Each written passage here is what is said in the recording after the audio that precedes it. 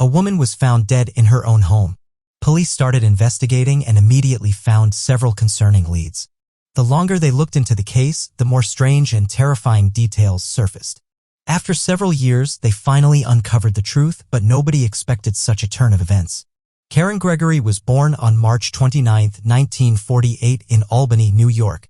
She was the eldest of 4 children and helped her parents take care of her siblings from a young age. The girl was into sports and spent a lot of time in nature. Additionally, she loved art and wanted to work in that field.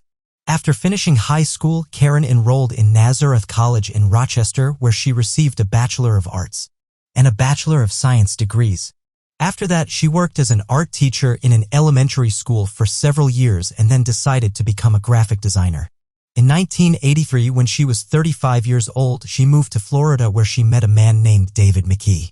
He worked as a manager in an organization that provided consulting services to Vietnam veterans, and he and Karen quickly became mutually attracted.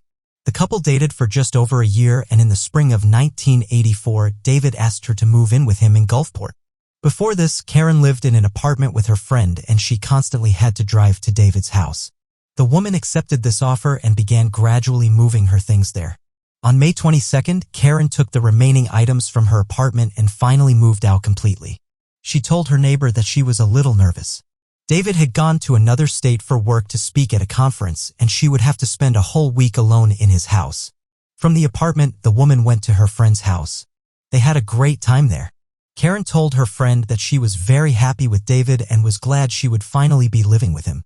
The friends talked until about midnight, after which Karen went to David's house. The next day, he called home several times, but no one answered. He thought Karen might have stayed in her old apartment and called her neighbor, but the woman said she hadn't seen her since yesterday.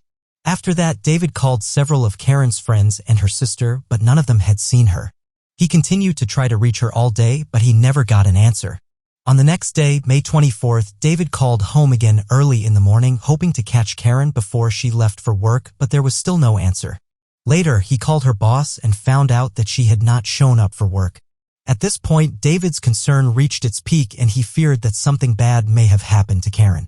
He then called local hospitals and police stations to inquire if they had seen anyone matching Karen's description. Upon learning that they had not, he decided to call his neighbor, Amy.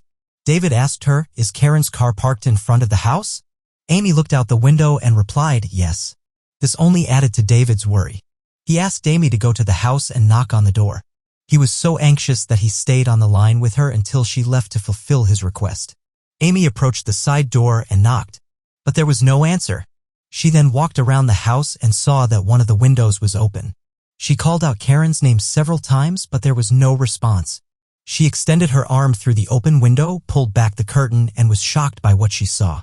The window was in the bedroom, and through it she could see the hallway where a bloodied female body lay on the floor. Amy couldn't see the face because she was behind a wall. She knew it was likely Karen. After recovering from the shock, Amy ran back to her own house where David was still on the phone. She grabbed the phone and told him that something terrible had happened before hanging up and calling 911. Doctors quickly arrived at the scene but were only able to confirm Karen's death. Detectives began investigating the crime scene, which horrified even experienced police officers. Based on the amount of blood throughout the house, Karen had fought her attacker until the end. Bloodstains led from the hallway to the front door, where several fragments of glass had been smashed. Detectives noticed several strands of hair matching Karen's hair color stuck in the broken glass. They theorized that she had almost made it outside but was caught by her attacker. In the bathroom, investigators found their first lead: a bloody footprint on the floor. Police checked Karen's feet and found no bloodstains, so the footprint must have belonged to her killer. However, it was unclear why the killer was walking around barefoot in the bathroom. Medical experts examined the victim's body and concluded that she had received about 20 stab wounds and had been subjected to violence. Before we continue, I have a small request for you. We've created a new channel where we upload content related to old, historical ruins and interesting events. So, if you're interested, kindly subscribe to my channel, Decoverize, for daily interesting videos and show some love in the comments. I'll read every one of your comments. The link is in the description. Experts also extracted biological material from the perpetrator. Unfortunately, DNA analysis was not used in 1984, so this clue could not help to identify the killer. In addition, several bloody fingerprints were found on her body, but they were too smeared to be used. According to experts, the woman was killed about 30 hours before she was discovered. This meant that she was attacked on the same night when she returned home from her friend's place. There was another detail that immediately caught the attention of the police and doctors as soon as they saw Karen's body. She was wearing a shirt and a lace corset was on top of it. Apparently, the perpetrator did this. When the police finished examining the crime scene and collected all possible clues, they allowed Karen's friends to start cleaning up. The women did not want David to see all this horror. When he arrived, all the victim's acquaintances knew how much he loved her and wanted to ease his suffering at least a little. David's conference was taking place on the other side of the country, so he needed a lot of time to return home. Meanwhile, the detectives began questioning the neighbors. This area was considered quite prestigious and safe, and the crime rate was extremely low. Many residents knew each other, and they even had a neighborhood watch. This is a form of agreement between neighbors when they keep an eye on order and report any suspicious things to the police. However, in this case, the neighborhood watch did not perform its functions. Detectives found out that on May 23rd, at around 1:15 a.m., 16 residents of the area heard a piercing female scream, and none of them called the police. They all said the scream quickly stopped, and they did not get the impression that someone could be in danger. Even the head of the neighborhood watch, who lived practically opposite the victim, did not consider it necessary to call the police. He was fixing his motorcycle in the garage and listening to the radio when he heard a muffled scream. The man walked down the street and did not notice anything suspicious, after which he returned back. A neighbor who lived opposite David shared an interesting observation.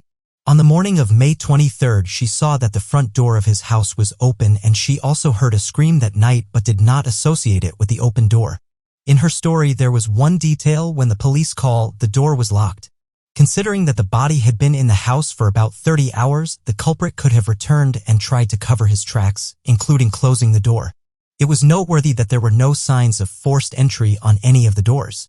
Detectives speculated that the perpetrator may have climbed in through the back window, but there were also no signs of forced entry there. Either Karen left it open all night, or she knew the killer and let him in herself. The head of the neighborhood watch shared another interesting observation with the detectives. On the evening of the day after Karen's murder, an unknown man pulled up to her house. He got out of the car, knocked on the door a few times, and kept looking around. Then he returned to the car, but a few minutes later, he came back with a piece of paper in his hand. He placed it on Karen's car windshield and only then drove away. The police immediately checked the car and indeed found a note on the windshield that said, "Karen and David, hi, I stopped by around 7:15 p.m. but didn't see any signs of life. I have a lot to do tonight, so I probably won't be back, but I have what you asked for." The detectives immediately noticed the wording, "no signs of life." Given that at the time this person arrived, Karen had been dead for almost a whole day. Such a choice of words was very alarming. The note ended with the name Peter, and investigators tried to find him. It turned out that he had been right under their noses the whole time. The man learned about it from Karen's former neighbor and came to their house. The man cooperated actively and answered all the questions. He voluntarily provided his fingerprints and footprints and also told them what he was doing near the victim's house. According to Peter, a few days before this, Karen called him and invited him and David to dinner. But there was one detail: that David would also be there, even though at the time he was already scheduled to go on a week-long business trip. The detectives also asked Peter what he meant in the note by the phrase, "I have what you asked for." The man said he borrowed a cassette from them and was planning to return it.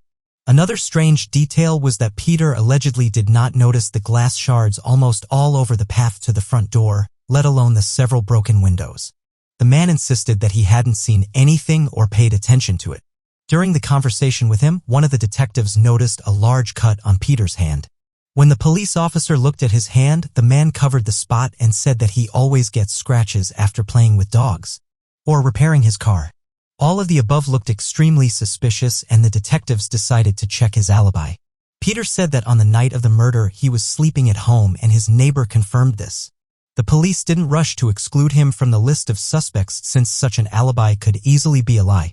However, the investigators quickly came up with another suspect: David, Karen's boyfriend. According to his words, that night he was in Rhode Island, which is located 2,000 kilometers away from his home, and he was sleeping in his hotel room. But at the crime scene, the police found a very interesting clue. A local Rhode Island newspaper dated May 23rd, the same day Karen was killed.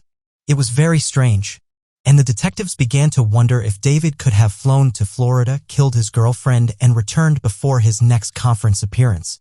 They calculated the flight and travel times from airports and concluded that it was indeed possible.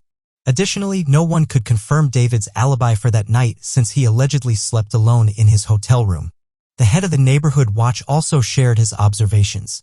He had repeatedly noticed that Karen and David argued when the woman came to his house. David, on the other hand, insisted that they had a wonderful relationship and the couple hardly ever fought. When David was asked about the newspaper, he said he bought it on May 21st at a store near his home. He was going to take it with him on the trip to have the weather forecast for the week. They sold that newspaper. He even remembered that David bought it on the 21st. According to the clerk, the publication actually released that issue several days ago, which is normal for printed newspapers. Thus, suspicions against David faded into the background. They asked him if anything was missing from her house, and the man noticed the absence of a white lace corset that Karen had bought for herself a few months earlier, one very similar to the one worn by Karen's killer. This immediately led the detectives to think that the depraved criminal had taken it as a trophy. The police decided to pursue another lead found in the victim's house. A high-quality drawing of a watch signed with the name Stephen Fischler. One particular detail caught the detectives' attention. The paper appeared to be covered in blood. The detectives quickly discovered that Stephen worked with Karen in the same company and questioned her colleagues. They uncovered a lot of interesting information. Almost all the employees said that Stephen was a rather strange person. He persistently tried to court all the female colleagues, shared pictures with them depicting perverted things, and even tried to get a little bit of a sense of humor. And even wrote a perverted poem and tried to persuade his colleagues to read it. All the women who worked with him admitted that Stephen scared them. Karen also complained several times about his behavior, but management didn't give it much thought. The detectives talked to him, and the man denied giving Karen that drawing. He also claimed that he barely knew the victim and offered to take a polygraph test to prove his innocence. The investigators quickly organized such a test, and that's where the most interesting part began. At first, everything was calm, but after one of the questions, Stephen suddenly said that he killed Karen. Literally a few seconds later, he took his words back and said that he had nothing to do with it.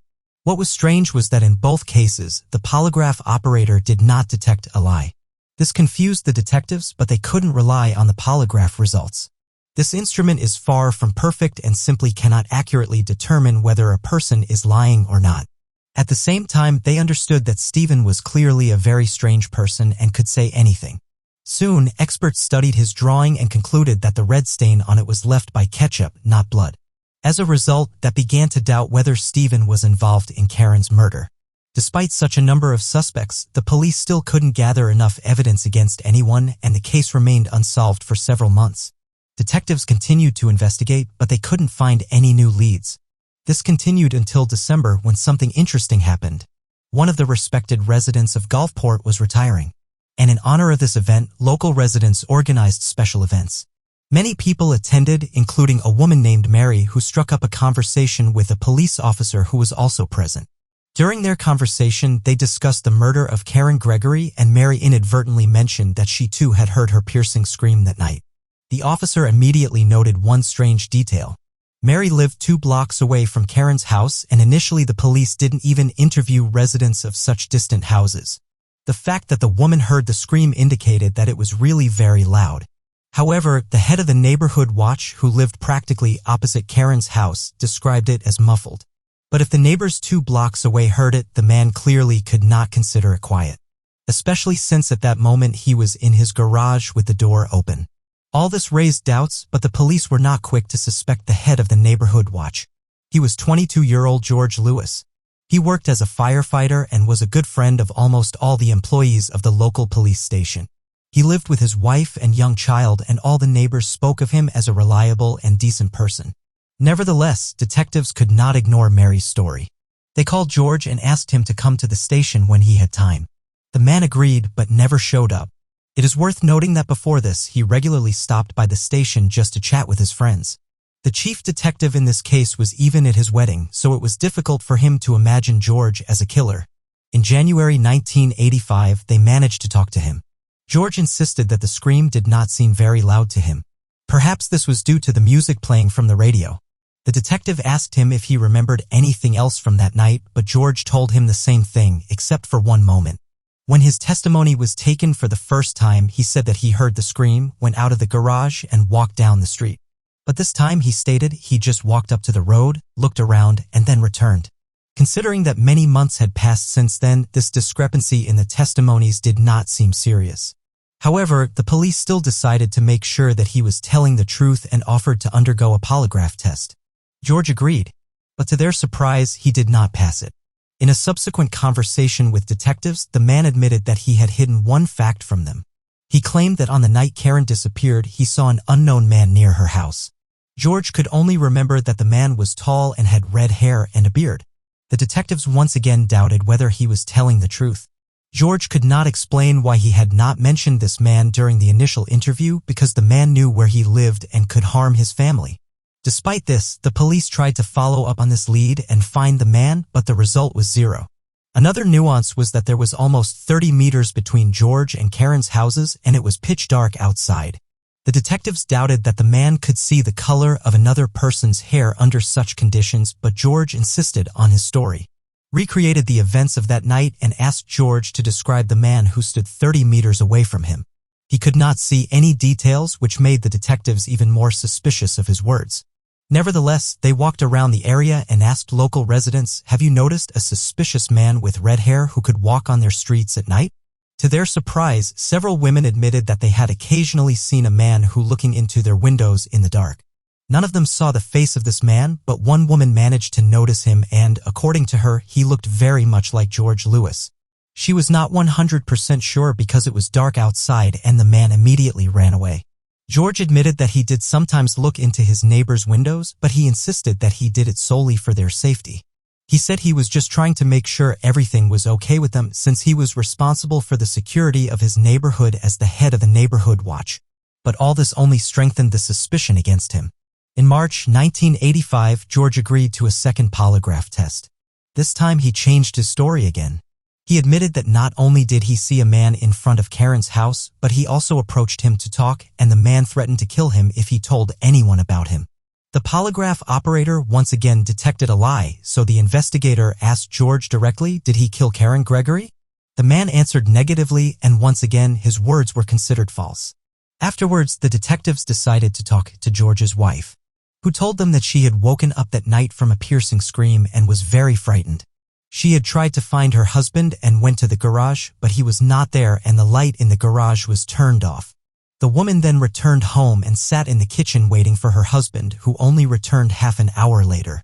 The detectives also decided to delve into George's biography and spoke with his ex-wife, who admitted that the man only seemed kind, caring, and responsible. In reality, he was very aggressive and raised his hand to her during frequent arguments. She added that he even choked her sometimes. Afterwards, the investigator spoke with George's close friends, who also shared some interesting information. Several months before the murder, when Karen was not yet living with him but periodically visited him, George told his friends that he liked her.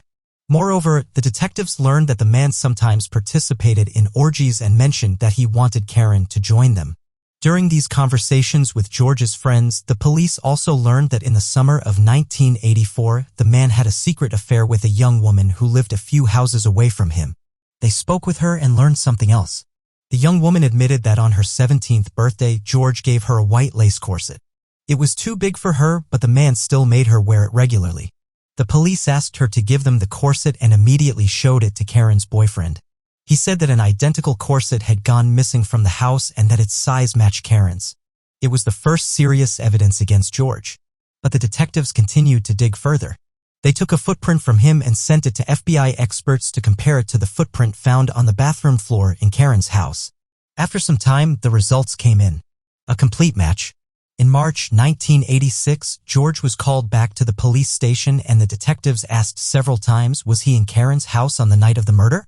The man denied it until the detective told him about the result of the examination. For the next few minutes, George continued to deny everything. But then he gave the police a new story. This time he said that he saw a red-haired man near Karen's house, then ran to her house and saw that everything around was bloody and the woman was lying in the hallway with a cut on her throat. Afterwards, he panicked and ran away from there, deciding never to remember that horror again. Of course, detectives didn't believe his story for a second because it sounded completely unbelievable. But George was right about one thing. There was indeed a cut on the victim's throat which hadn't been disclosed publicly. Even if his story was true, he wouldn't have been able to see the cut due to the large amount of blood on Karen's body. At least experienced medical experts couldn't see it until the blood was washed away. This meant that George could only know about the cut if he was the killer. All of the above was enough to finally arrest the man. He was taken into custody on March 15th, almost 2 years after the murder in the state of Florida. He could have faced the death penalty for what he did. George's close friends and colleagues in the fire department didn't share the police's certainty that he was the killer. They still considered him a good person and made every effort to help him. These people gave part of their salary to George's wife and child and even raised $300,000 for bail. Several of his colleagues even mortgaged their homes. As a result, George was released in late December. He lived in his house for another 6 months and the trial didn't begin until June 4, 1987. George's lawyers insisted that the man hadn't killed anyone and never changed his version of events in conversations with the police. However, when the suspect was given the floor, he came up with a completely new story. Its beginning was the same. He saw a man near Karen's residence, ran into the house and saw her body.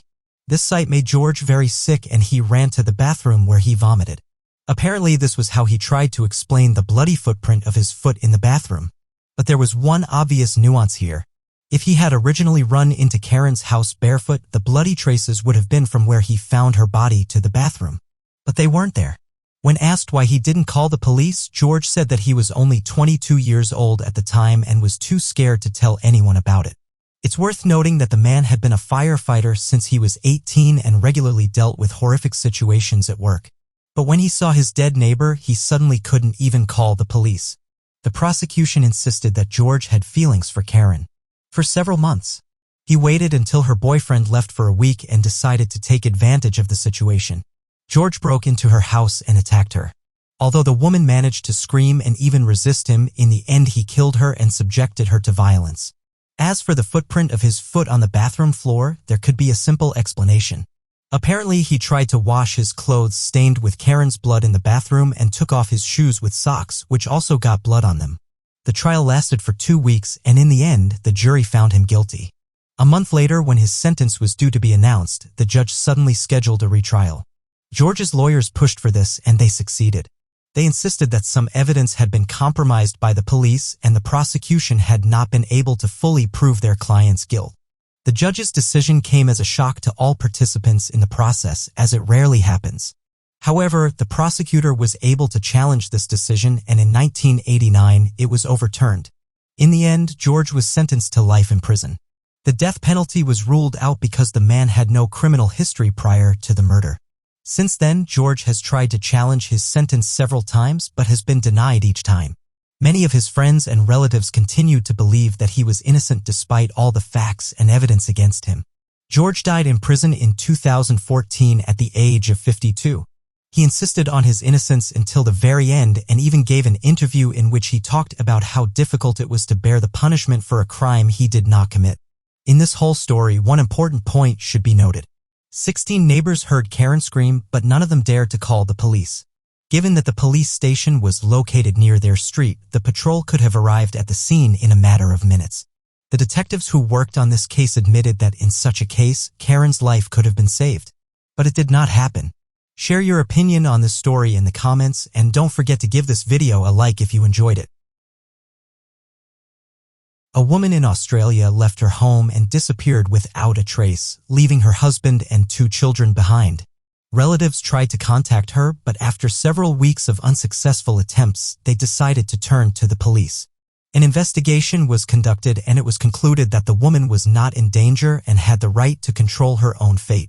Since then, she has not contacted her family, and only 40 years later that they learned the shocking truth. Lynette Joy Dawson was born on May 5, 1948 in the Australian state of New South Wales. She grew up in a large, loving family with 2 brothers and a sister. Together with her parents, they lived in the small town of Clovelly, which is essentially a suburb of Sydney. Lynette was a cheerful child, had many friends, and always tried to help her loved ones. Her parents decided to send her to Sydney Girls High School, believing it would be the best choice for her. The school often held events in conjunction with Sydney Boys High School. And in 1965, at one of these events, Lynette met a boy named Chris Dawson. They were both 16 years old, and soon the couple began dating.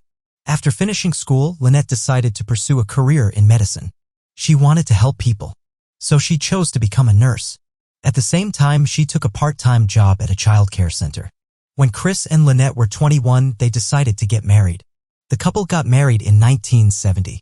The newlyweds moved to the northern suburb of Sydney called Bayview, where the woman got a job at a local hospital. Chris was actively involved in sports and played professional rugby since 1972. He had a twin brother named Paul, with whom they were in the same sports team. Later, they both decided to end their professional careers and became physical education coaches at one of the Sydney schools. Chris and Lynette dreamed of a large family, but they struggled to conceive for a long time. After 6 years of unsuccessful attempts, they began to consider adopting a child from an orphanage, but Lynette finally became pregnant. The couple had their first daughter, followed by their second. Lynette and Chris were happy to finally have children. Their family seemed exemplary to friends and acquaintances, but soon the first signs of trouble began to appear in this idyllic picture. Lynette's friends started to notice bruises and injuries on her body periodically. When asked about it, Lynette claimed that it was nothing serious and her friends shouldn't worry about it. Lynette's friends were concerned for her, but they didn't see what was happening as something truly terrible. In those days, domestic violence wasn't considered a serious crime in the eyes of a significant portion of society in Australia. Moreover, everyone who knew Chris considered him a loving husband and caring father who never showed signs of aggression and was a positive person, and hoped that the couple would solve their problems. But the relationship between Lynette and Chris only continued to deteriorate. Lynette noticed that her husband had cooled towards her and was worried about the future of their family. A few years after the birth of their daughters, they decided to use the services of a nanny. Chris suggested this job to one of his 15-year-old school students, Bev McNally. But she didn't stay in this part-time job for long. She witnessed Chris raising his hand to Lynette twice and decided to leave. After this, Chris offered this job to another of his 16-year-old students, Joanne Curtis. After some time, Joanne had problems in her family and Chris offered her to stay with them for some time so she could spend more time looking after the children until the situation in her family improved. Despite her kindness and desire to help people, Lynette was against this. She was deeply concerned about the problems in their own family and didn't want someone else to be constantly present in their home. However, Chris insisted on it, and in October 1981, Joanne moved in with them. The young woman lived with them for about a month until Lynette discovered that her husband was sleeping with Joanne. It was a real shock for her and another blow to their marriage. She kicked Joanne out of the house but decided not to divorce Chris. Lynette wanted to keep their family together for the sake of their children, and she continued to love her husband despite his actions. Just a few months later, on December 3, 1981, Lynette faced yet another shock. Chris left her a note saying that he was leaving the family. He wrote that he would move to another city with Joanne and asked his wife not to portray him in a bad light to the children. Lynette was devastated by this news, but a few days later she was surprised again. Chris returned home because Joanne changed her mind about avoiding him in another city and asked to be taken back. Meanwhile, Chris spent New Year's Eve with Joanne, leaving his wife alone with the children. At that time, Joanne moved into Chris's brother's house, which was on the same street. Despite everything that was happening, Lynette wanted to keep their family together no matter what, so she decided to enroll in family therapy. Chris was against this idea, but she managed to convince him. She went to see the specialist right after New Year's, and it seemed that the therapy had a positive effect on their relationship. Chris started to spend more time with his wife and showed a desire to fix everything. On January 8, 1982, Lynette called her mother and told her that the family therapy was going well. They also agreed to meet with her and other relatives at the local beach the next day, and her mother thought that her daughter's speech sounded a bit unclear, as if Lynette was drunk. The woman explained that Chris had prepared some alcoholic drink for her. The next day, the relatives were waiting for Lynette on the beach, but she never showed up. They called her at home, and Chris said that he had driven his wife to the bus stop that morning. She was going to the store to return some clothes that didn't fit. However, she never returned home, and her relatives began to worry. In the evening, Chris called Lynette's mother and told her that his wife had contacted him by phone. She said that because of the problems in their marriage, she had decided to be away from home for a while and gather her thoughts. Her relatives thought that what was happening was strange, as they were aware of the problems that had been building up between the spouses for years, but they still couldn't imagine Lynette leaving her 2 daughters. She loved her children more than anything in the world and never mentioned considering the possibility of going somewhere. Days passed, but Lynette still didn't contact her family, which only added to their worry. On January 12th, Chris reported that Lynette had called their home phone and said that she was okay. Since then, he had spoken to her a few more times and told her relatives that she had been using her bank card. Despite this, her family continued to doubt that Lynette was okay. She didn't know how to drive and didn't take any items that she might need for living. She even left behind cash that was hidden in case of an emergency. 3 weeks later, Lynette's eldest daughter started 1st grade as the school year in Australia begins in January. But Lynette missed this event, which caused even more concern for her relatives. They were practically certain that something bad had happened to her. While Chris said that she continued to regularly call home, and the last such call was at the end of January. Since then, Lynette hadn't been in contact. On February 18th, 6 weeks after Lynette left home, her husband went to the police. He filed a missing person report and expressed suspicion that amid all the problems in their marriage, Lynette could have joined some religious organization or even a cult. Her relatives denied such a possibility, as Lynette was not religious and didn't attend church. The police began a search, but they had absolutely no leads. Lynette's mother and other members of her family were certain that she would never leave home, abandoning her daughters, so they believed that she had been kidnapped where some other tragedy had occurred. Despite this, the police concluded that Lynette had indeed left home, as they had no evidence of the contrary. They tried to find her for some time and then stopped the investigation. Chris posted a message for Lynette in a local newspaper calling for her to come home. He wrote that he loved her and was eagerly awaiting her call. He also called all of her friends, trying to find any information about his wife's whereabouts. Despite Chris's eagerness to find Lynette, he divorced her a year after her disappearance, and the next year he married Joanne Curtis, his former student and lover, who had moved in with him on January 10, 1982, a day after Lynette went missing. Joanne became the stepmother of Lynette's daughters, and Chris, not wanting to traumatize the children with the stories of their mother's disappearance, told them that Joanne was their real mother. Lynette's relatives were not happy about what was happening, but they couldn't do anything about it. They stopped relying. Police, as they had long ago stopped investigating due to the complete lack of leads. Moreover, they didn't even try to question all of her relatives and friends, and the case was abandoned almost immediately without a proper investigation. Chris and Joanne moved to Queensland with the children, selling their old house. Chris almost completely cut ties with his former wife's relatives, only occasionally calling her mother. Later, Chris and Joanne had a daughter. 6 years passed, and during that time, Lynette never contacted anyone. This continued until 1990, when something unexpected happened. Chris and Joanne divorced, and soon after that, Joanne contacted Lynette's relatives to pass on shocking information. She said that she had suspected her husband of murdering his ex-wife all this time. According to her, a month before Lynette's disappearance, Chris had talked about hiring a hitman to get rid of her. On the very day she disappeared, he told Joanne that Lynette had left forever and would never return. She also advised the police to search the backyard of the house where Lynette and Chris lived. In 1991, the police questioned Chris. He said that his ex-wife was just trying to tarnish his name and that he had nothing to do with Lynette's disappearance. He admitted that the woman was intentionally doing this to get custody of their daughter after the divorce.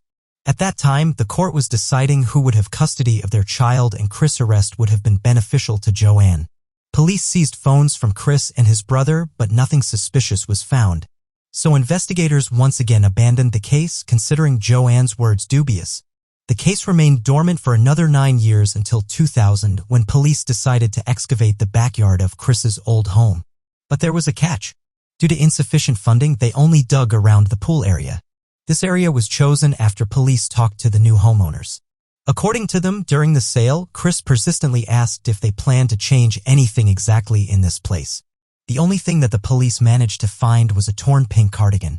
Investigators admitted that it could have belonged to Lynette and contained some evidence, but DNA analysis found no matches with Lynette. A year later, the case was once again brought to attention. That Lynette was killed by someone she knew. Police resumed the investigation, questioning her friends and relatives, but they failed to find any leads. Only in 2003, 2 years later, investigators publicly announced that they considered Chris a suspect. They wanted to charge him with murder, but it never happened. Due to the complete lack of evidence, the man could not be convicted.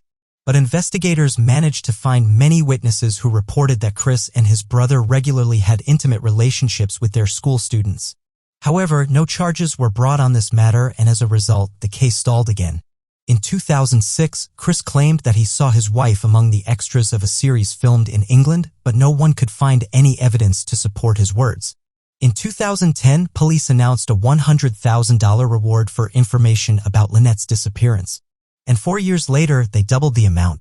Despite the large number of appeals, this did not bring any results, and they failed to find any reliable leads. In cases where a monetary reward is promised, there are always many people who want to earn some extra money. They are ready to make up any information, just to get the money. In 2015, police dug up a section of Chris's former home, trying to find his wife's body, but they were unsuccessful. The turning point in this case came in 2018 when a podcast about Lynette's disappearance was released and gained massive popularity in Australia. Arguments were presented in favor of Lynette's husband being responsible for her murder. The podcast was listened to by several million people, which led to a wave of public outrage. Australians accused the police of negligence and demanded that the culprit be punished. The podcast's author, Hadley Thomas, spoke to Lynette's relatives and tried to find new leads. Although he was unable to find any new evidence against Chris, the public outcry was enough to initiate a new investigation. As a result, on December 5th of that year, detectives arrested Chris for the first time on charges of murder. He continued to insist on his innocence and was released on bail before the start of the trial. The wait dragged on for several years. In 2019, he appeared before a judge and claimed that he did not kill his wife and that the trial should have started in 2020. But Chris's lawyers consistently delayed the process. They insisted that due to the widespread coverage of the case in the media, their client had a biased attitude towards him. So they demanded that they abandon the jury and conduct a trial where the judge would make the decision. In May 2022, this demand was approved and the trial finally began. Chris's lawyers insisted that there was not a single piece of evidence against their clients and all the charges were based on societal bias due to the podcast. According to them, the author presented his opinion in such a way that many believed in Chris's guilt and refused to adequately evaluate the situation. Despite the lack of direct evidence on the prosecution side, they built their case on a multitude of indirect factors. Relatives and acquaintances of Lynette, who had repeatedly seen signs of abuse on her body, testified in court. And Lynette had admitted to them that Chris was responsible. Their neighbors who witnessed the man beating her also testified in court. They recounted that the day before Lynette's disappearance, when she returned to family therapy, she had bruises on her neck. One of the key witnesses was Joanne, who revealed that as she grew older, she realized how unhealthy her relationship with Chris was. He became obsessed with her. She was only 15 years old. He would leave notes in her backpack at school and ask her out on dates. He was persistent and didn't take no for an answer, so the young woman felt like she had nowhere to turn. According to Joanne, Chris completely controlled her life. He told her what to wear, who to talk to, and what to do. He monitored her every move and couldn't stand it when things. As a result, the woman concluded that the man could have easily killed his wife. According to the prosecution, Chris had wanted to end the marriage for a long time, but he would have lost part of his property and custody of the children in the divorce, so he decided to kill Lynette and stage her disappearance. In addition, he wanted to get rid of her so that she wouldn't interfere with his relationship with Joanne. Chris' lawyers, on the other hand, insisted that Joanne had made all of this up to intentionally slander her ex-husband.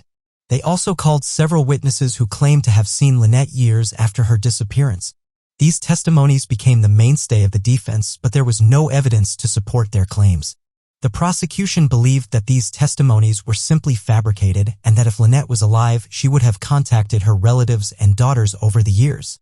As for the phone calls that Chris allegedly received in the first month of her disappearance, no evidence of their existence could be found.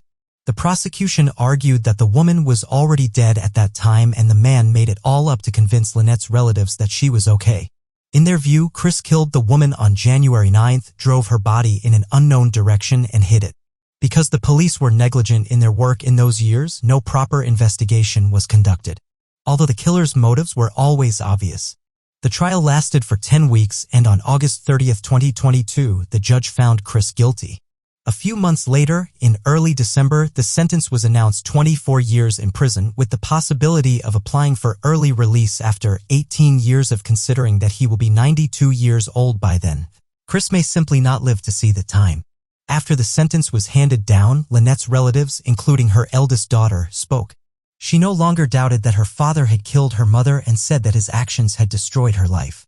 The woman demanded that her father confess where he had hidden Lynette's body so that the family could finally bury her. But Chris remained silent and looked at the floor while his daughter spoke. Despite the fact that almost 41 years have passed since Lynette's murder, her relatives still hope to find her remains. Chris, who is now 74 years old, continues to insist on his innocence, but even his own children do not believe him. Thus, one of Australia's most high-profile cases was solved in large part thanks to a podcast that drew the attention of millions of people to this unjust story. If the police had conducted a proper investigation from the beginning, the killer could have been punished immediately after the crime, not after 4 decades. Share your opinion in the comments and don't forget to like this video. A young mother was found dead in her bedroom. From the very beginning of the investigation, detectives faced almost complete lack of evidence. However, soon the case took a very unexpected turn. As a result, they learned shocking details that changed the course of the case and allowed them to uncover the truth. Michelle Young was born on February 17, 1977 in the small American town of Sayville, New York. From an early age, the girl was characterized by perseverance and determination. She set ambitious goals for herself and made every effort to achieve them. In school, she excelled academically and was captain of the cheerleading team. She also chose a career path quite early in life. To obtain the necessary education, Michelle enrolled at NC State University in Raleigh, North Carolina. She also joined the local cheerleading team, but later decided to leave it and fully focus on her studies. For years later, she earned a master's degree, and almost immediately after that, she got a job at a local accounting company. Her position provided a decent income right from the start. She rented an apartment in a good area and devoted a large part of her time to climbing the career ladder. In February 2001, while celebrating her 24th birthday with friends, Michelle met a man named Jason. He was several years older and had graduated from the same university as her. The couple quickly found common ground and soon they started dating. Jason worked as a sales agent in a large company that produced power tools. He lived in another city, and at the time of their meeting, he was in Raleigh on business. After meeting Michelle, he started visiting there more often, and at other times, they communicated by phone. Later, he permanently moved to the city, and after some time, he and Michelle started living together. 2 years later, Michelle became pregnant. The couple decided to get married. On March 29, 2004, their daughter Cassidy was born, and the family moved into a large house located in a prestigious area on the outskirts of the city. Around the same time, Michelle's sister, Meredith, moved to Raleigh and regularly helped the family take care of the child. 2 years later, Michelle became pregnant again, and she and her husband decided they lived in a city called Brevard, which was 400 kilometers away from their home. Unfortunately, instead of a celebration, the trip turned into a tragedy. On the very day the couple planned to return to Raleigh, Jason and Michelle were involved in a serious accident that caused her pregnancy to be terminated. The family was devastated by the news, but just 2 months later, Michelle became pregnant again. After a while, the couple found out that they were having a boy, and they eagerly awaited his birth. On November 2, 2006, Jason left for another city for work. As a sales agent, he regularly traveled around the country for business meetings and negotiations. This time he was headed to a town called Clintwood, which was about 490 kilometers away. That day, Michelle invited her friend, Shelley, to visit. The women talked until evening, after which the friend went home. The next morning, Jason called his wife's sister, Meredith, and told her that before leaving for another city, he found some designer women's bags on an online store with a good discount and wanted to order one for Michelle as a gift for their 3rd anniversary. After his departure, he remembered that he had printed out several pages with these bags and left them on the table in his home office and learn about the upcoming gift. So he asked her sister to go to their house and take them. Meredith agreed and came to their house at around 1 p.m. At that moment, she did not have the keys with her and Michelle was supposed to be at work. But the woman knew that the door to their garage was broken and could be easily lifted by hand. She did just that, but immediately noticed something strange.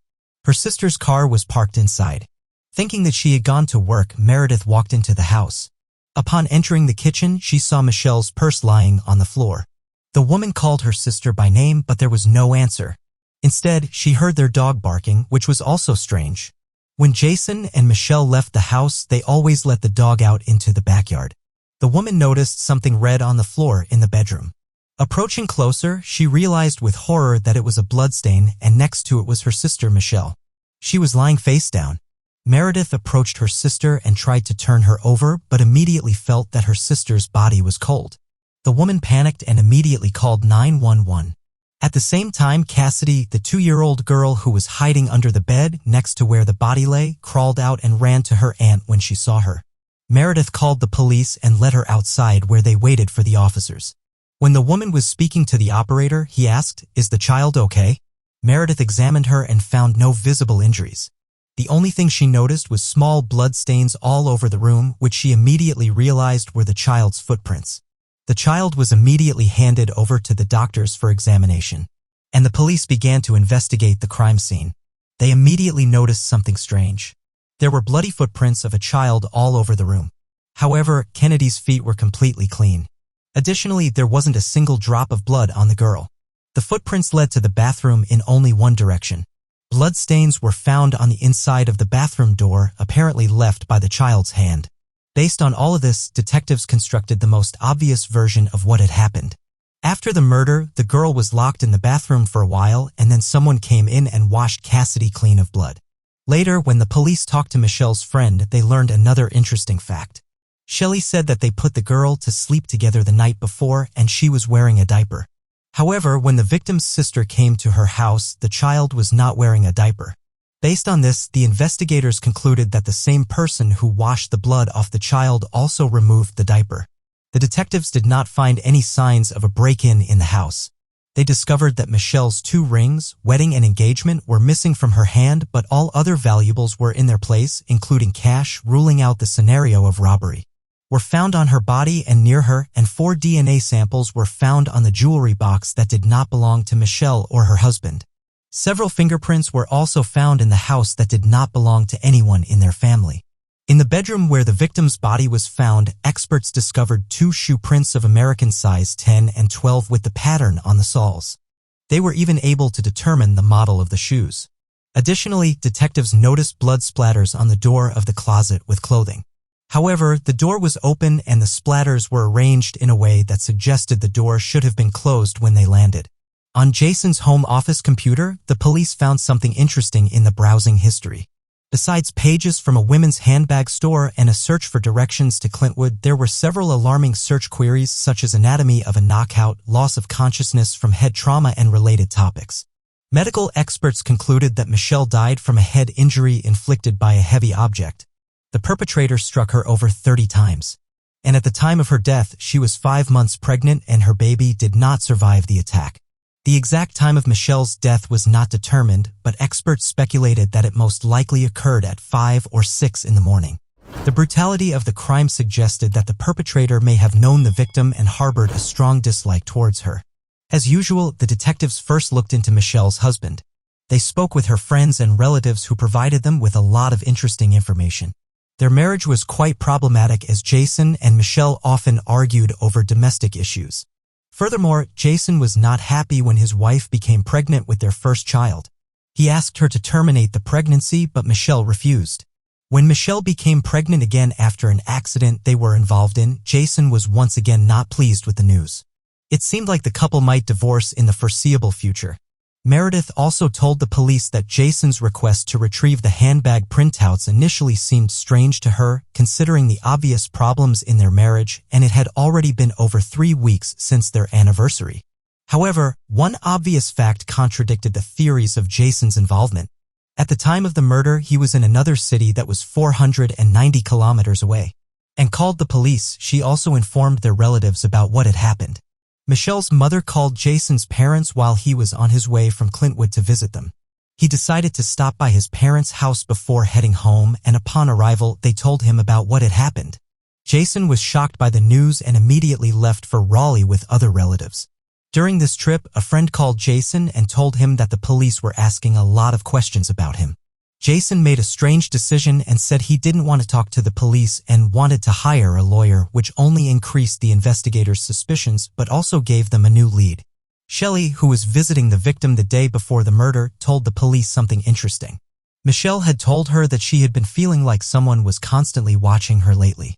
Shelley herself also felt like someone was watching them through the window that evening and even asked her friend to walk her to her car because she was a little scared to leave the house alone.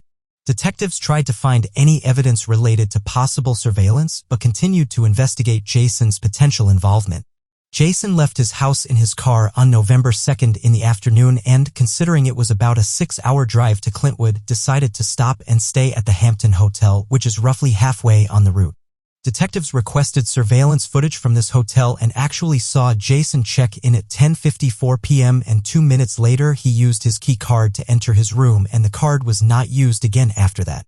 The next morning around 7:40 a.m. he called his mother and the signal passed through a cell tower located near the town of Whiteville. This town was on the way from the hotel to Clintwood, where his business meeting was supposed to take place. The police also found out that the meeting was scheduled for 10 a.m., but Jason arrived 30 minutes late. When Jason arrived home with his relatives, the police seized his white Ford Explorer. Forensic experts could not find any blood or other evidence in it. They also examined the hotel room where the man stayed, but nothing was found there either. The same applied to all of Jason's clothing and belongings. Interesting, a pair of size 12 boots of the same brand were found in his car, the tracks of which were discovered in the house, but it was a model with a completely different pattern on the sole. A DNA sample was taken from the man by court order, which did not match the 2 hairs found. The victim's body. His fingerprints were also taken, although this was not particularly useful as they were everywhere in his home, of course. Experts could only determine that none of the fingerprints found contained traces of blood. Thus, the police were unable to find any evidence that could connect Jason to the murder. He did not speak to the police and used the services of a lawyer. When the police searched Jason's car, they found a hotel receipt and a fresh newspaper. A Hampton employee said he had slipped them under the door of his room somewhere between 3 and 5 a.m. This meant that the man was definitely in the hotel that morning. In the end, a rather complex situation arose. Jason could have killed his wife only if he had left the hotel unnoticed in the middle of the night. Driven 270 kilometers to his home, committed the crime, cleaned his daughter of blood, then driven 270 kilometers back and quietly entered his room so that the electronic key did not register it. Detectives tried to figure out if this was possible in principle. They interviewed hotel staff, and here they came across an interesting lead. One of the employees noticed that the fire door on the first floor was slightly open, held open by a small redstone.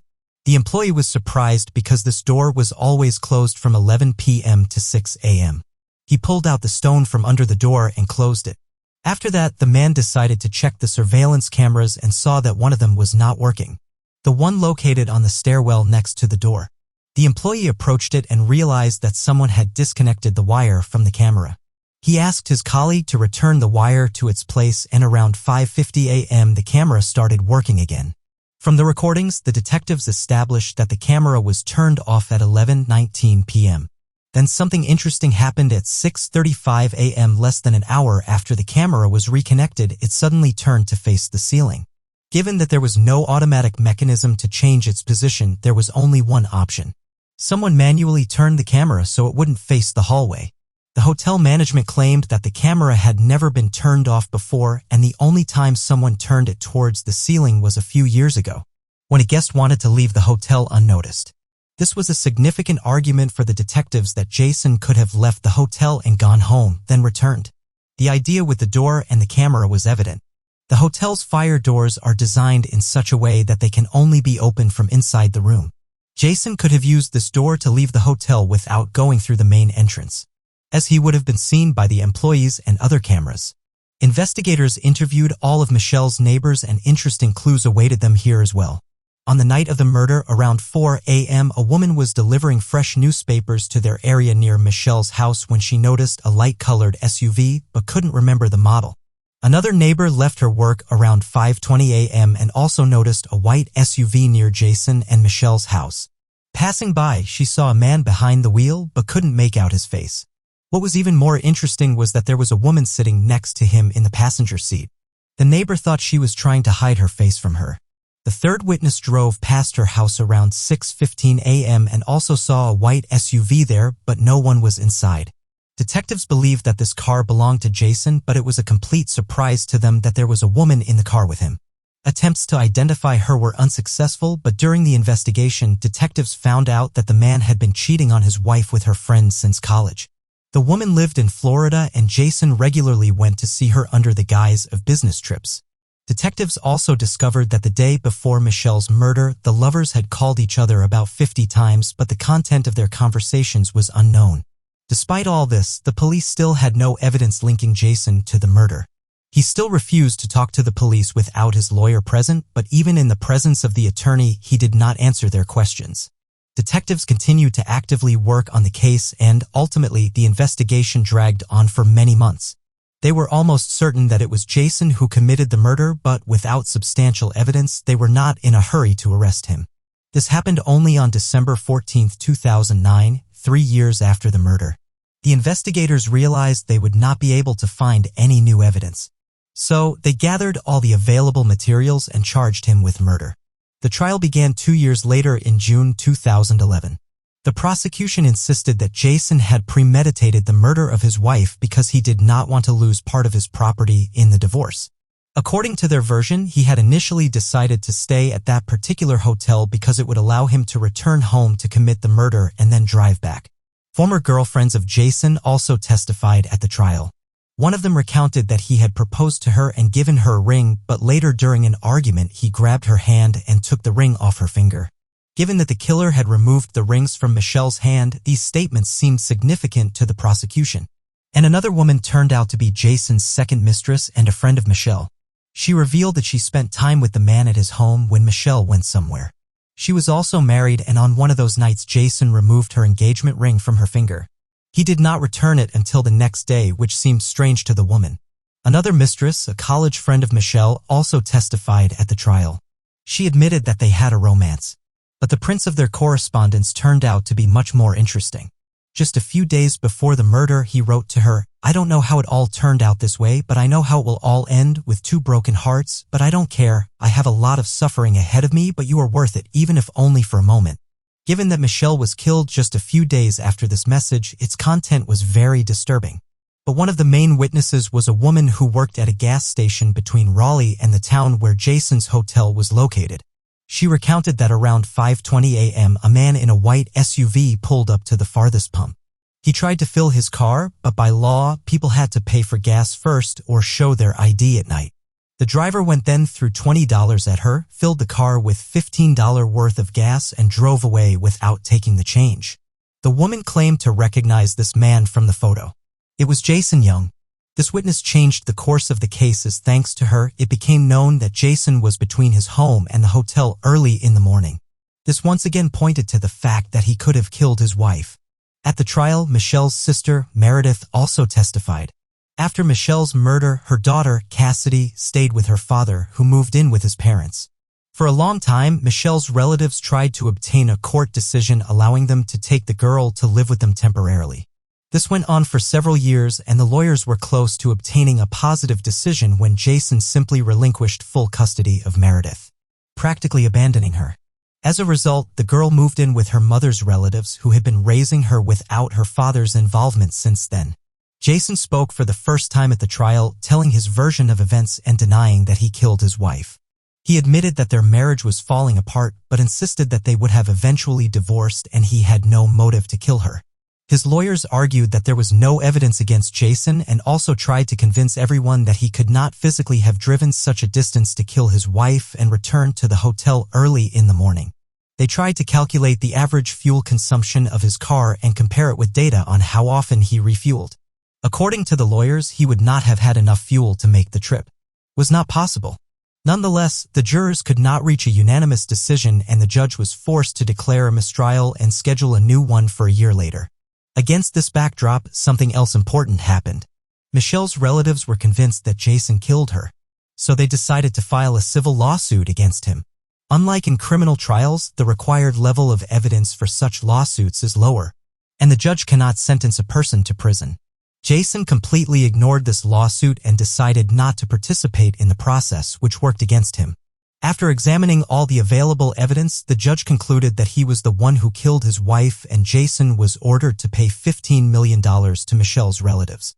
In the retrial, which began in 2012, the prosecution was allowed to use the decision in the civil lawsuit as an argument in favor of the suspect's guilt. In addition, they discovered something else during the preparation. It turned out that a year before Jason's murder, he had bought boots with the same pattern, the bloody imprint of which was left in Michelle's room, but they had not been able to find those shoes. These additional factors only strengthened the case against Jason. And this time, the jury found him guilty of murder. The man was sentenced to life imprisonment without the possibility of parole. His lawyers tried to challenge the decision and they continue to file appeals to this day. But all of them are rejected. This case was widely covered in the media and its finale sparked heated discussions. On the one hand, over all these years, no physical evidence has been found that would connect Jason to the murder. On the other hand, a huge range of circumstantial evidence indicated that the man had orchestrated almost a perfect cover-up. If he had not stopped at the gas station that morning and had not caused a scene with the cashier, she might not have remembered his face. In that case, this case would still remain unsolved. As for the woman who was seen by a neighbor in the passenger seat of his car that night, everything is very ambiguous. There are no other clues that would indicate the involvement of other people in this crime. Other people's hair and DNA in the house did not guarantee this. It could have been left by one of the guests long before the murder.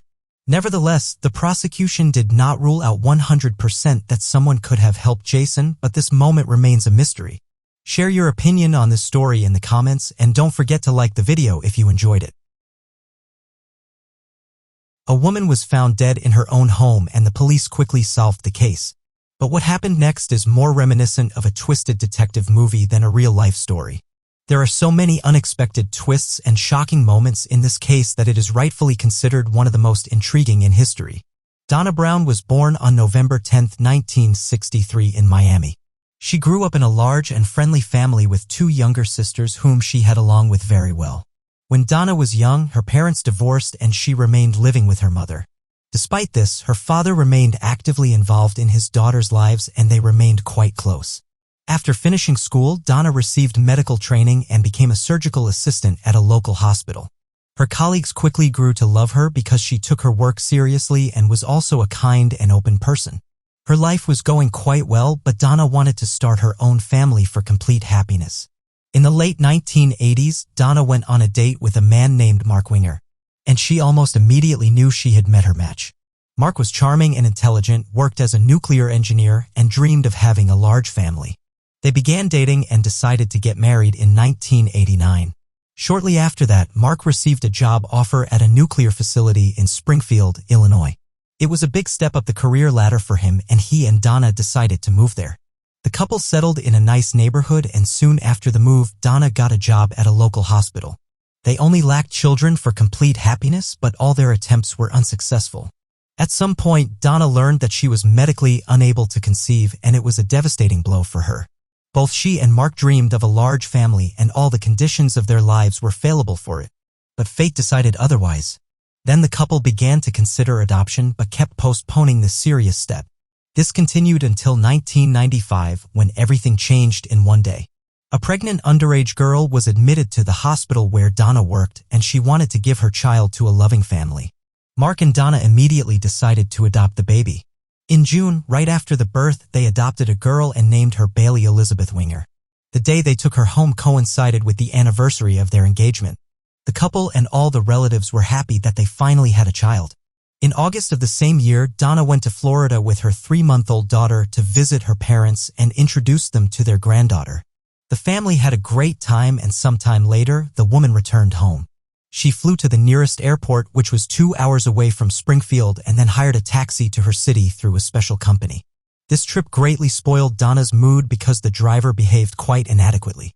The whole way he talked about how several personalities lived in him, and they forced him to do various terrible things, such as killing people. In addition, the driver talked about how he regularly participated in orgies and even invited Donna to participate in them. The man also constantly violated traffic rules and drove the car quite dangerously. When Donna got home, she told her husband about it, and he was furious. Mark called the company the driver worked for and demanded that he be fired. It turned out that the driver was 27-year-old Roger Harrington. The management decided to suspend him from work, but that wasn't the end of it. During the next week, an unknown man called Winger's home phone refused to identify himself and asked for Donna. She and her husband suspected that the caller was Roger, and she was seriously concerned about her safety. Given that the man knew their home address, she was afraid that Roger might harm her. A distress call was made to the Springfield Police Department. Mark Winger was in a panic and reported that an unknown man had broken into their home and attacked Donna with a hammer. Mark, shocked and terrified, took his gun and shot the intruder. When the officers arrived at the scene, they found 2 bodies on the floor with Mark in a state of panic. The police officers detected a faint pulse from both individuals on the floor and called an ambulance while trying to obtain information from Mark about what had happened. Although Mark could barely speak, the detectives managed to piece together a rough idea of what had occurred. Mark explained that he was using the treadmill in the basement when he heard a noise upstairs. He went upstairs to the main floor and found his 3-month-old daughter unattended on the bed.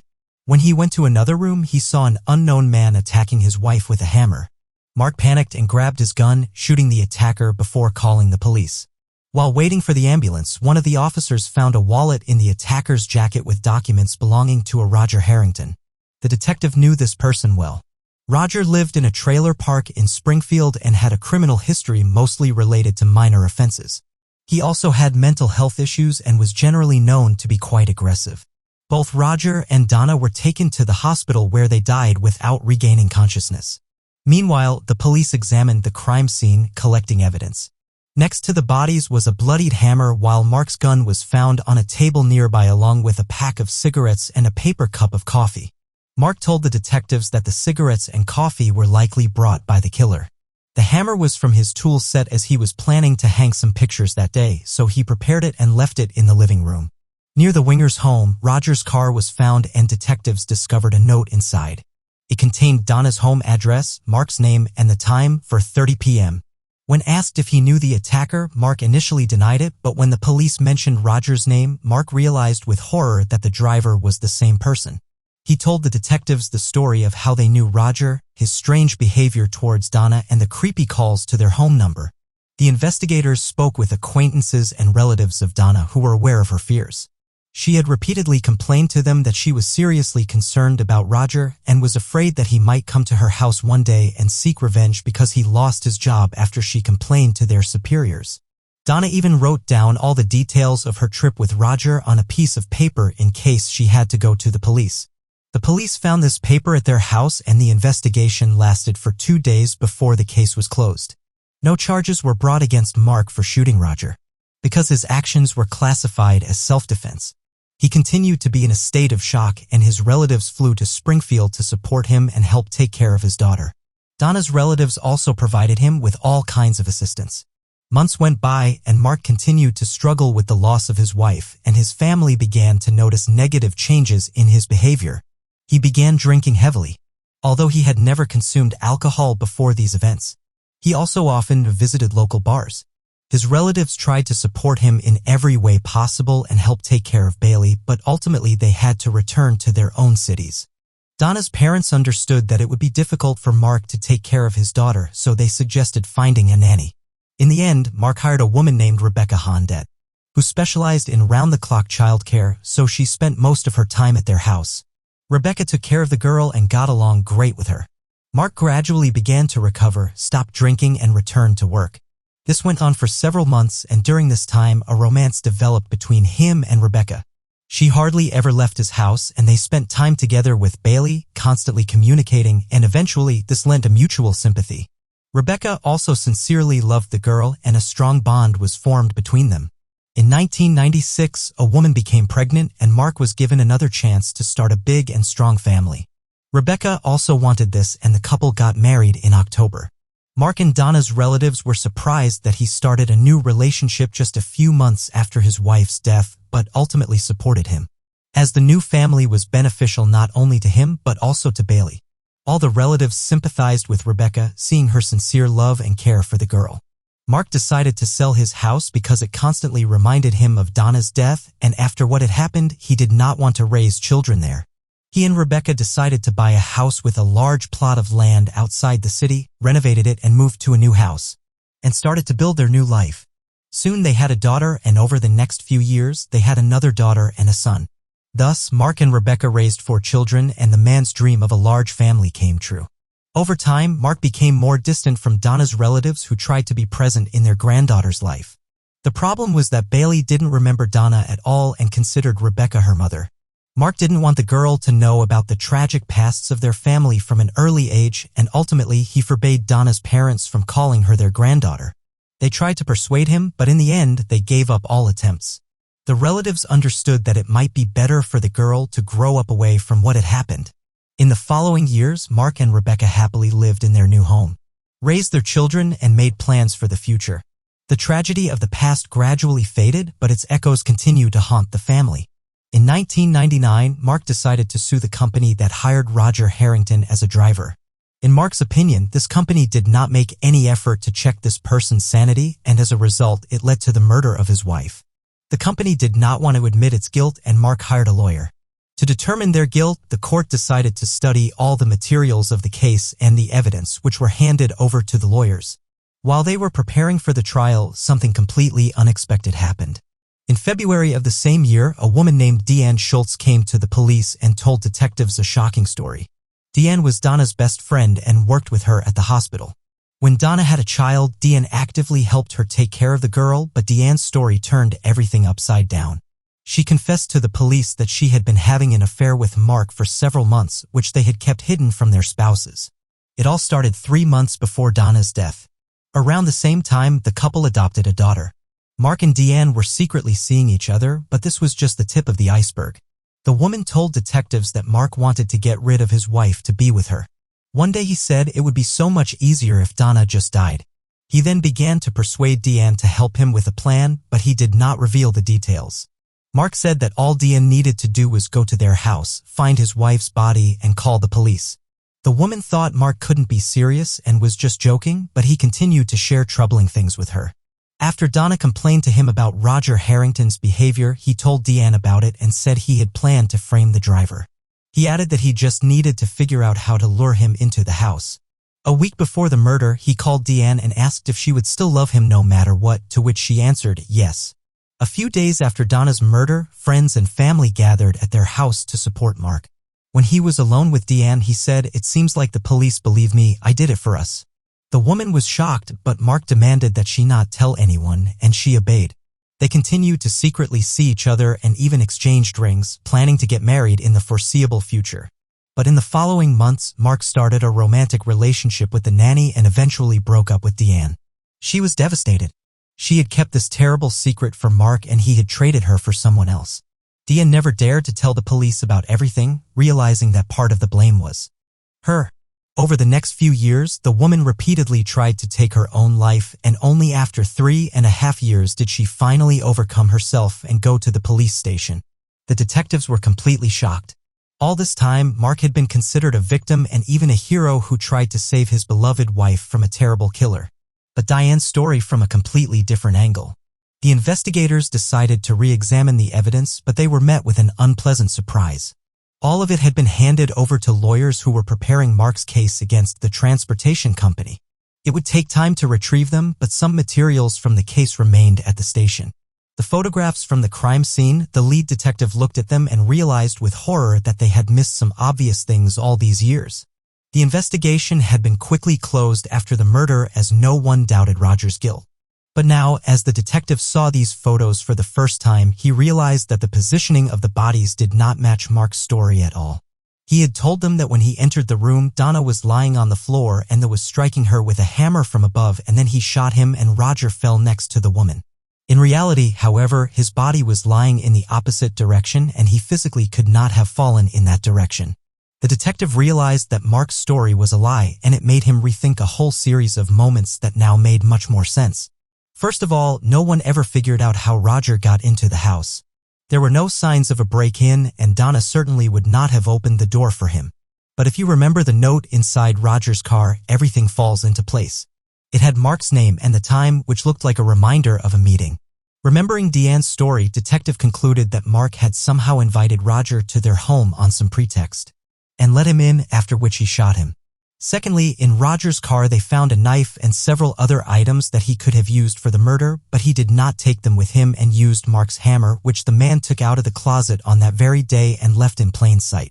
All of this sounded completely illogical if you assume that Roger came to the house to kill someone.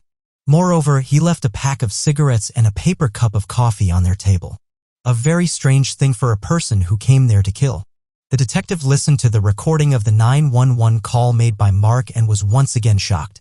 Mark told the operator that he had shot the attacker once, after which there was a male mumble in the background as if someone was trying to speak.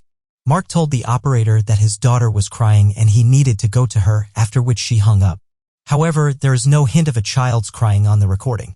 A more realistic scenario was that Mark did not shoot Roger once, and on hearing the gunshot, Donna ran to him and her husband hit her with a hammer. After that, he called the police and pretended to be panicked, reporting what had happened.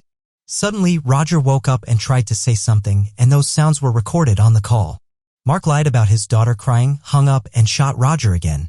In support of this version, there was another fact that the investigators completely ignored. Mark and Donna's neighbors said during the questioning that they heard 2 shots. However, about 5 minutes had passed with Mark's story but completely matched the more realistic version in which he was the killer. But that wasn't all. During the initial investigation, which lasted only 2 days, the experts did not even examine the evidence. However, now that Mark decided to sue the transportation company, they hired lawyers and were going to win this case. The lawyers requested an independent examination of the clothing of all 3 participants in those events. The results spoke for itself. Blood spatters and traces indicated that Mark's story had nothing to do with reality. According to him, Roger was hitting Donna with a hammer, but there was not a drop of her blood on his clothes, not even the smallest, while there was plenty of blood from his wife on Mark's clothes, which directly indicated that he was not a real man, that he had killed his wife. The police took the evidence from the lawyers and conducted their own analysis, which showed exactly the same result. In the end, the police reopened the investigation, but this time it was about a double murder in which Mark became a suspect. His family was in shock. No one believed that the man was capable of such a brutal crime. Donna's relatives were skeptical of the suspicions against Mark until they heard all the information that the detective said uncovered.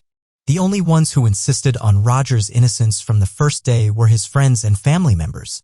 They were all aware of his minor criminal history but did not believe he was capable of murder.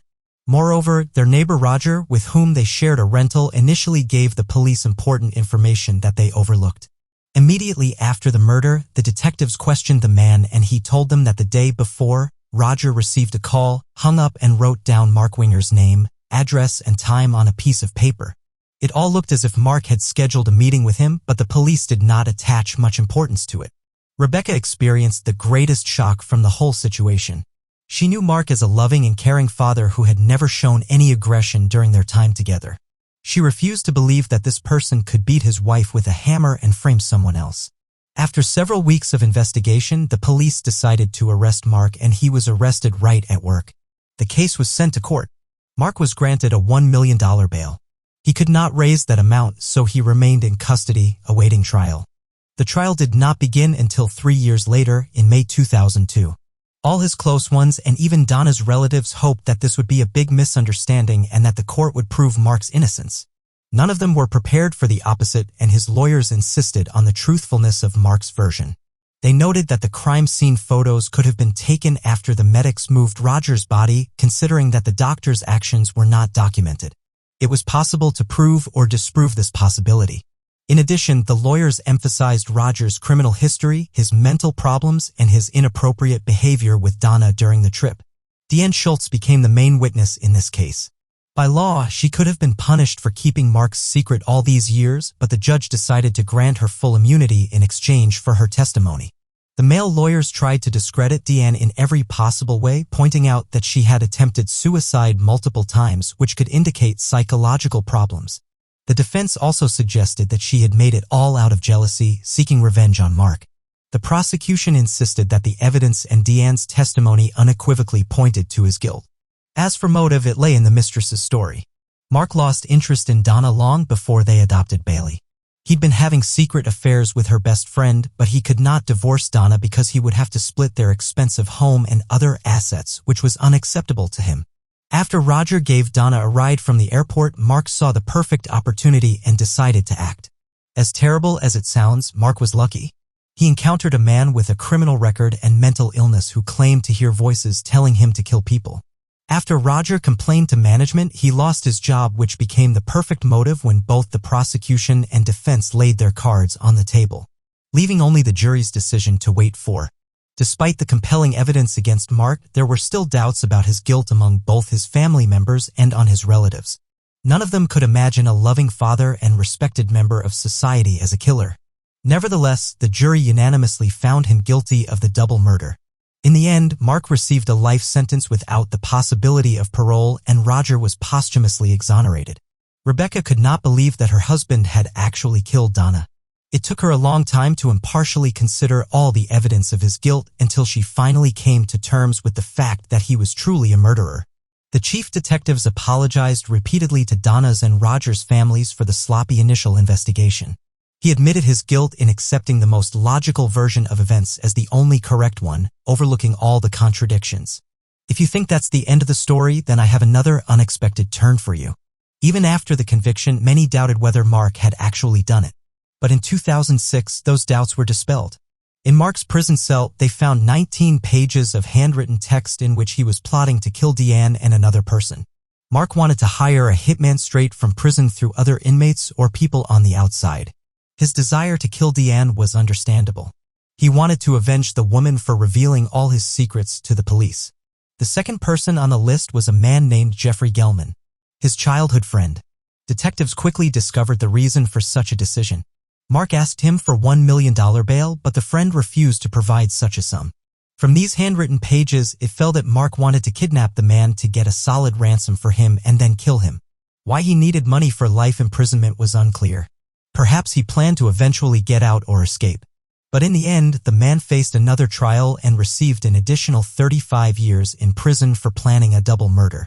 After that, no one doubted that Mark was the one who killed Donna. Rebecca raised 4 children alone, and they all know what kind of monster their father is. They changed their last names and do not plan to communicate with Mark.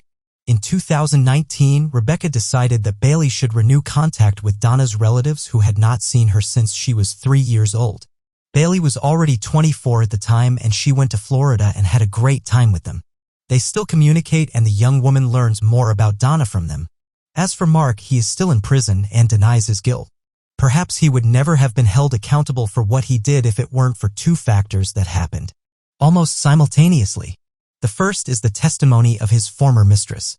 She could no longer keep this secret, especially watching how the killer creates a new family and raises children. The second factor is Mark's greed. Almost 4 years after the murder, he decided to sue his employer, Roger Harrington, for a substantial sum, even though he was earning very good money himself. He did not expect third-party experts to study the evidence much more carefully than the local detectives. Interestingly, Diane decided to turn to the police, including after learning about this lawsuit. It became one of the last straws, and the woman revealed Mark's terrible secret. Share your opinion in the comments, and don't forget to like the video if you enjoyed it. The student returned home after a walk with friends. A few minutes later, she called her boyfriend with a worried voice and said that someone had come to her apartment. After that, she promised to call him back and hung up. But the call never came, and he decided to go to her house. What happened next turned into a long and complicated investigation, with the final point being made. Only 26 years later, Angela Samoda was born on September 19, 1964, in Alameda, California. She was the youngest of 5 children. When she was 1 year old, her father died and her mother raised them alone. After graduating from high school in 1982, Angela enrolled at Southern Methodist University in Dallas, Texas. She chose the Department of Computer Science and Electrical Engineering, which was not the most popular direction for young women at the time. Because of this, Angela was one of the few young women in her class, but this did not prevent her from studying excellently and moving towards her chosen career. Angela also had many friends, and later she started dating a guy named Ben McCall. He was several years older than her and worked in a managerial position at a construction company.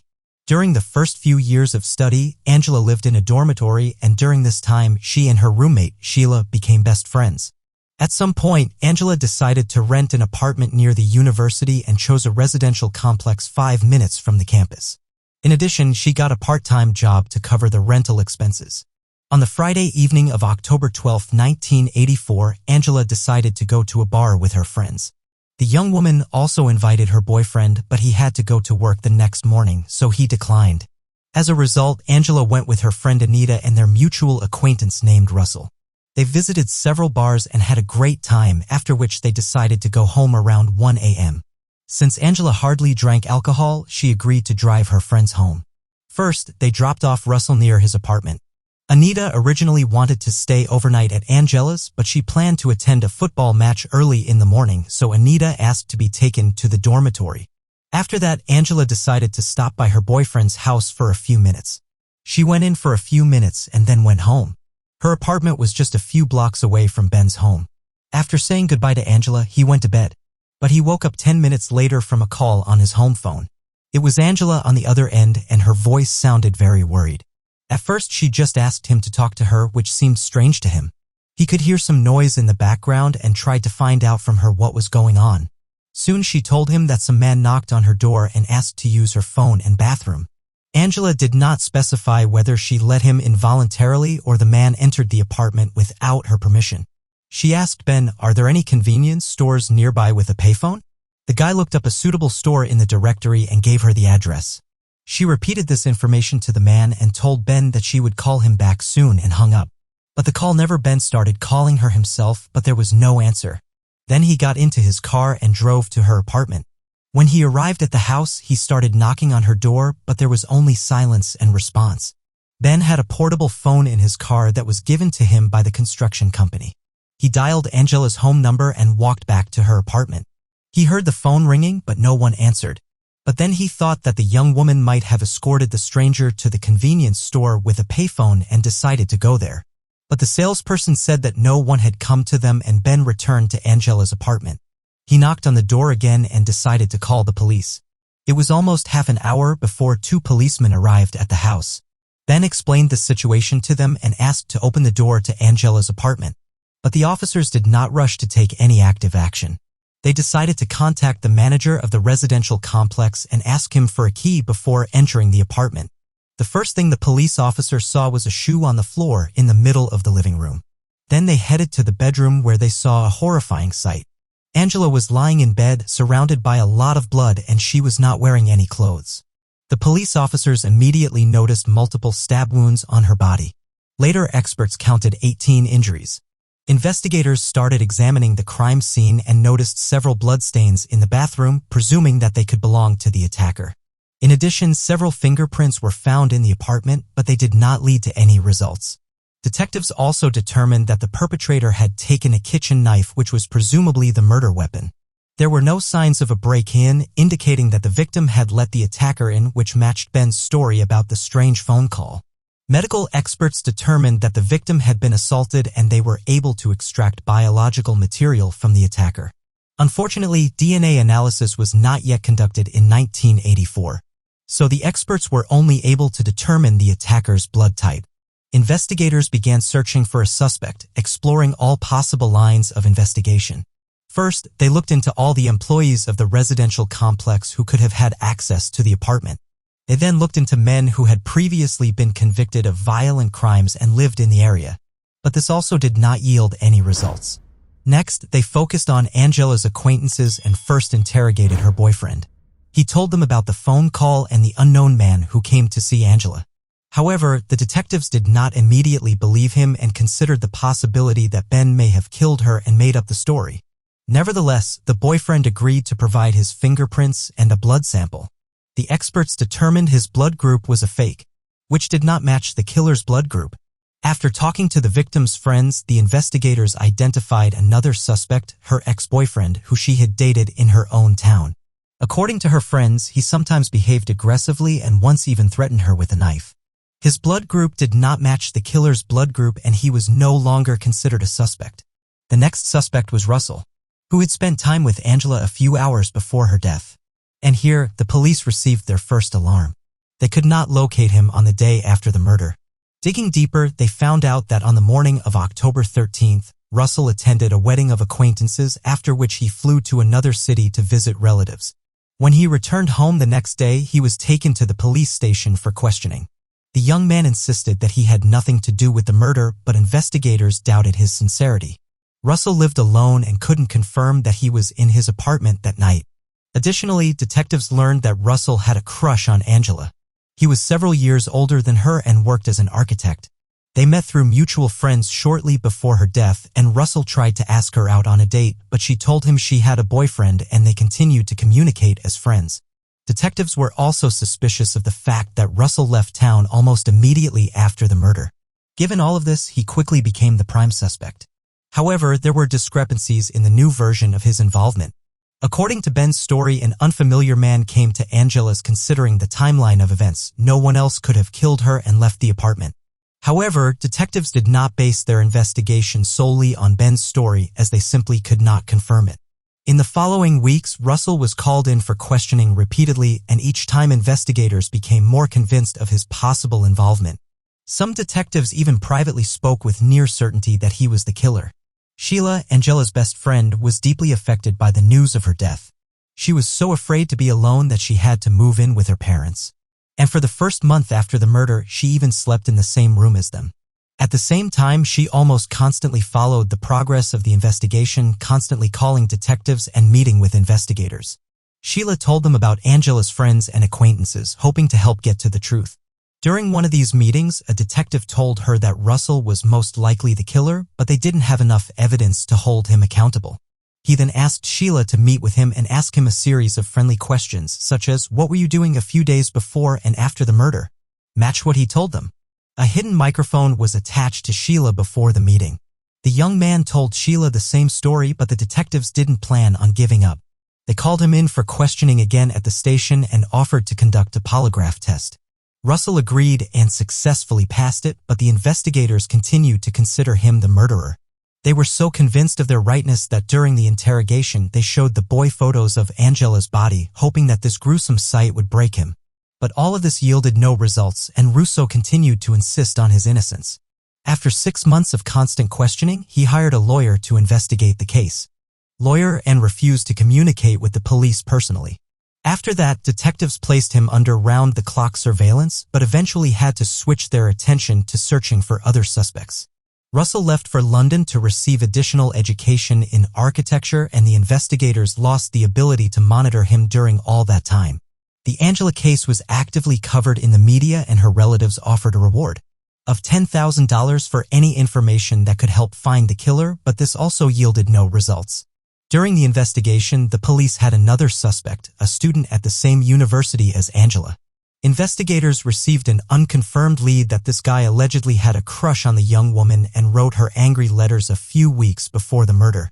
However, the detectives were unable to confirm any of this, and the young man had a reliable alibi. Since then, the case remained unsolved for many years, with no new leads appearing for the police and all the old leads leading nowhere. After 10 years of silence, Sheila decided to call the police station and inquire about the progress of the investigation. By that time, she had already gotten married and had 2 children. Despite the fact that her life continued, she could not forget the tragic fate of her best friend and the fact that the guilty party still had not been punished. She spoke with the detectives, but they said that there had been no developments in the case. Sheila asked, "Have they tried to extract DNA samples from the killer's biological material?" After all, it was already 1994 and DNA analysis technology was actively used by the police. However, investigators stated that the evidence in this case had been lost and could not be recovered. Sheila was not satisfied with these answers and continued to regularly call the detectives. Over the course of several years, she made over 700 calls, but each time she received generic responses. She even tried to independently pay for DNA analysis of all remaining evidence in a private laboratory, but was not allowed to do so. The problem was that she had no connection to the police and was an ordinary citizen, so her initiative was not taken seriously.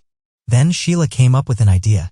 She thought about obtaining a private detective license. In her opinion, this would allow her to have more useful influence on the course of the investigation.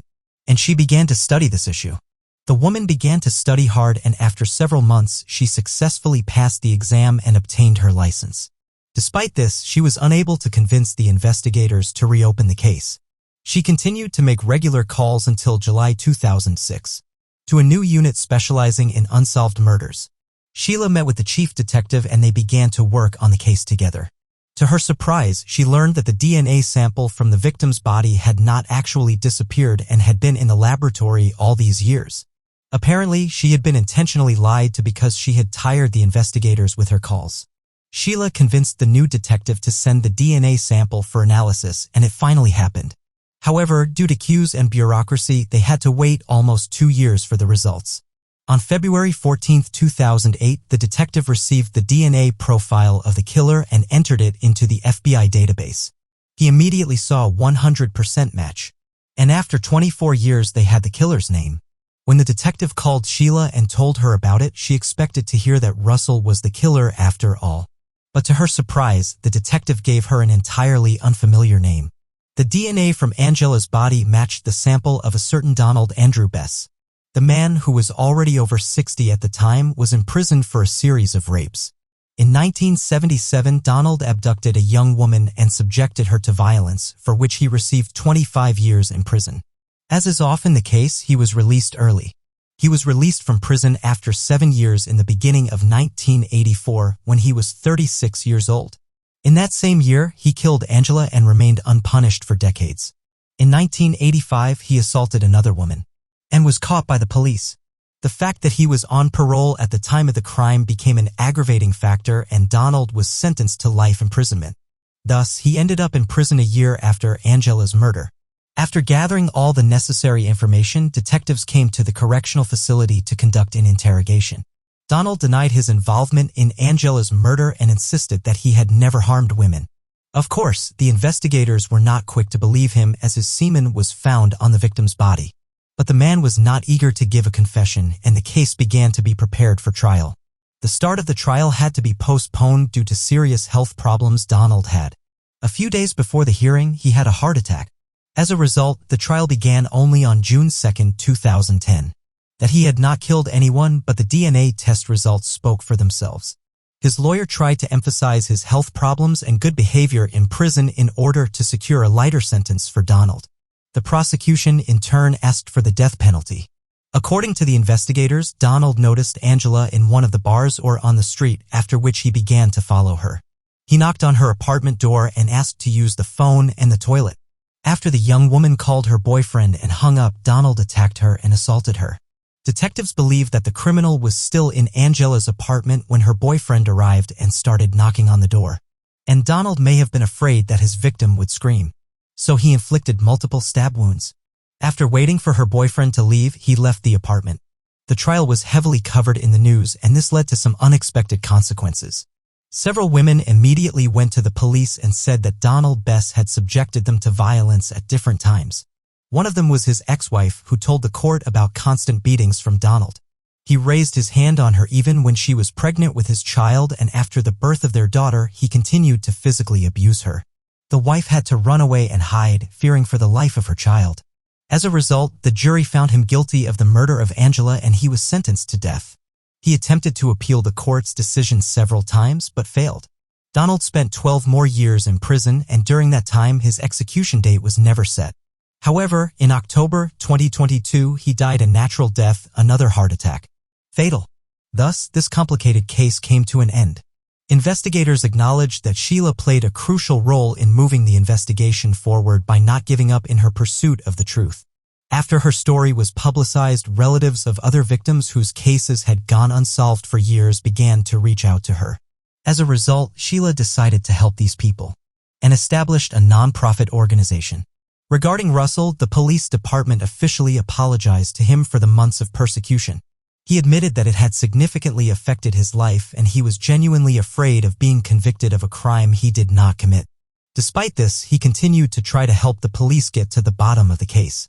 After all of these events, he became a well-known architect in Dallas. One aspect of the story that still troubles investigators is the possibility that Donald may have had many more victims, even though he spent half of his life in prison.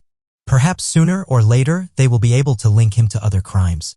Please share your thoughts on the story in the comments, and don't forget to like this video if you enjoyed it.